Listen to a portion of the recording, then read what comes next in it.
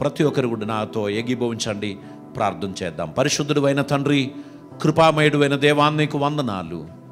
ఇదిగో ఈ సమయమందు మీ సన్నిధిని మేము వెతుకుచున్నాం. కరోనా వైరస్ చేత చైనా దేశం నలుగుగొట్టబడినది.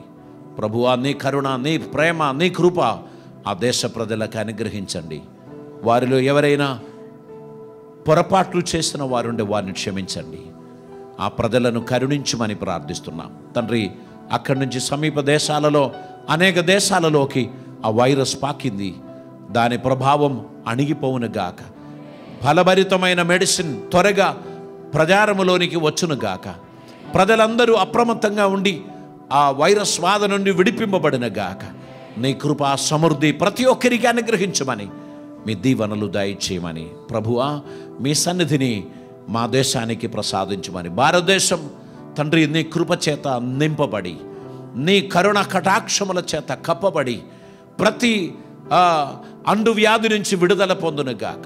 మా దేశ ప్రజలకు ఆరోగ్యమును, క్షేమమును, సమాధానమును కలుగజేయమని ప్రార్థిస్తున్నాం. మా కేంద్ర ప్రభుత్వం కొరకు, రాష్ట్ర ప్రభుత్వం కొరకు మేము ప్రార్థన చేస్తున్నాం.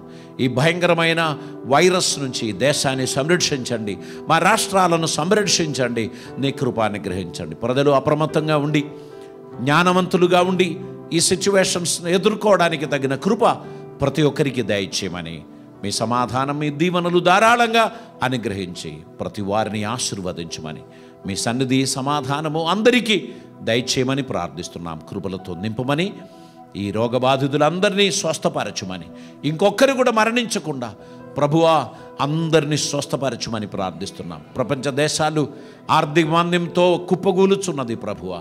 ఈ తరుణంలో నీ కరుణ, నీ కటాక్షం, నీ కృప వారిపై అనుగ్రహించమని ప్రార్థిస్తున్నాం. యేసు నామమున ఆ వైరస్ ఆగిపోవునుగాక, అణిగిపోవునుగాక, దాని ప్రభావం లేకుండా పోవునుగాక. అద్భుతమైన నీ కృప అనుగ్రహించమని, నీ దీవెనలతో ప్రతి ఒక్కరిని ఆశీర్వదించమని యేసయ్య పవిత్ర నామమున అడిగి ప్రార్థిస్తూ ఉంటున్నాం పరమ తండ్రి. ఆమేన్.